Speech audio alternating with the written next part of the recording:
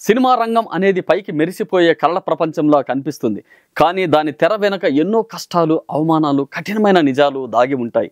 ఇలాంటి నిజాలను ముఖ్యంగా ఒక కొత్త నటుడు ఎదుర్కొనే ఇబ్బందులను తమిళ చిత్ర పరిశ్రమలో పురెట్టి కలైంగర్గా పేరు తెచ్చుకున్న దివంగత నటుడు, రాజకీయ నాయకుడు విజయకాంత్ గారు తన జీవితంలో ఎదుర్కొన్నారు. ఒక ఇంటర్వ్యూలో ఆయన పంచుకున్న కొన్ని హృదయ విదారక అనుభవాలను, ఆయన జీవితం నుండి మనం నేర్చుకోవాల్సిన పాఠాలు ఇప్పుడు మనము చూద్దాం.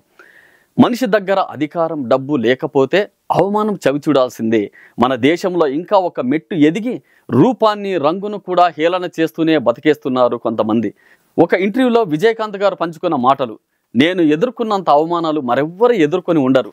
అప్పుడే నటన పైన ఆసక్తితో మద్రాసు వచ్చాను. ఒక లాడ్జిలో ఉంటూ ప్రయత్నాలు మొదలుపెట్టాను. ఒక చిత్రంలో నన్ను ఎంపిక చేశారు. కాకపోతే అప్పటికే నాతో నటించే హీరోయిన్లు మంచి రేంజ్లో ఉండేవారు. వారికి ఒకలా, కొత్తగా వచ్చే వారికి ఒకలా ఉండేది మర్యాదలు, భోజనాలు సైతం కూడా తేడాగా ఉండేది.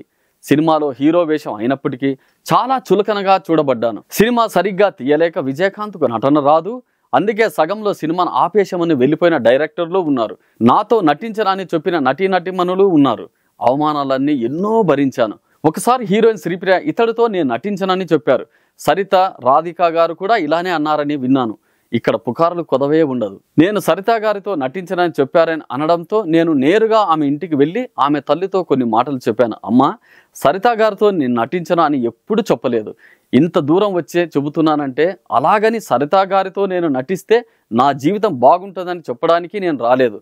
నాకు ఎవరిపైనా కోపం లేదు. నేను నటుడిని, నటించడానికి ఇక్కడికి వచ్చాను అంతే అని చెప్పి వచ్చేశాను. కళా ప్రపంచంలానే ఇది కూడా కళల ప్రపంచం. కొందరు ఇతడితో నటిస్తే నీ కెరీర్ ఆగిపోతుందని చెప్పినప్పుడు ఆడపిల్లలు భయపడడంలో తప్పేముంది? పుకారు పుట్టించిన వారిపైనే నాకు కోపం లేదు, ఇక అమ్మాయిలపైన నాకెందుకు కోపం ఉంటుంది? పరిశ్రమలో రజనీకాంత్ ఒక్కడు ఉన్నాడు, మళ్ళీ ఈ విజయకాంత్ ఎందుకని హేళన చేశారు. ఒకసారి హీరోయిన్ షూటింగ్ రావడానికి చాలా ఆలస్యమైంది.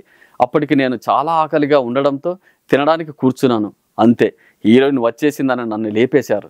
అప్పుడు నేను చాలా బాధపడ్డాను. ఆ తర్వాత కొన్ని హిట్లు అందుకున్నాక నాతో నటించను అని అన్న నటీమణులు నటించారు. నటన రాదన్న దర్శకులు నాతో మంచి సినిమాలు చేశారు. అప్పుడు అనిపించింది ఎంత మాయాలోకం ఇది అని. నవ్వుకున్నాను కూడా. నేను ఆకలి విలువ తెలిసిన వాడిని, అందుకే అన్నం పెట్టడం నాకు అలవాటుగా మార్చుకున్నాను. పరిశ్రమకు రాకముందు నుండే ఆకలి తీర్చడం నాకు తెలుసు. ఇప్పటికీ మా ఇంటికి ఎవరు వచ్చినా భేదం ఉండదు, అందరికీ సమానంగా భోజనాలు ఉండేవి. మా ఇంటికి వచ్చిన వారు కూడా చేతులు తడవకుండా వెళ్ళిపోయే వాళ్ళని ఇచ్చేవాడిని అసలే కాదు. ఒకప్పుడు జీతాలు సరిపోలేదని రైస్ మిల్లు పని వాళ్ళు స్ట్రైక్ చేశారు. ఒక్క నా మిల్లులో మాత్రమే ఆ స్ట్రైక్ జరగలేదు. ఎందుకంటే కష్టపడే వారు నేను పస్తు పెట్టింది లేదు. నా షూటింగ్లో అందరికీ సమానంగా భోజనాలు పెట్టించాను. ఒకరికి ఒకలా, వేరే ఒకరికి ఒకలా ఉండదు. నేను ఏదైతే తినేవాడినో అదే ఆహారాన్ని అందరికీ అందేలా చూసుకున్నాను. ఆహారంలో భేదం చూపెడితే అంతకంటే దౌర్భాగ్యం వేరొకటి లేదు అని ఆయన అనేవారు.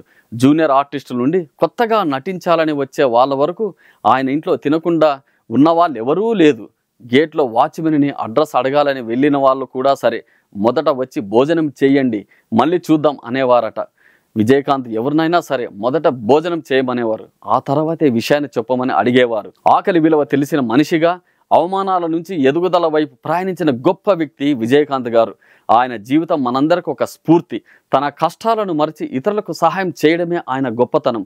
ఆయన ఆత్మకు శాంతి కలగాలని మనమందరం కోరుకుంటూ ఈ గొప్ప మహనీయుడి జీవితం గురించి తెలుసుకునే అవకాశం ఇచ్చినందుకు ధన్యవాదాలు.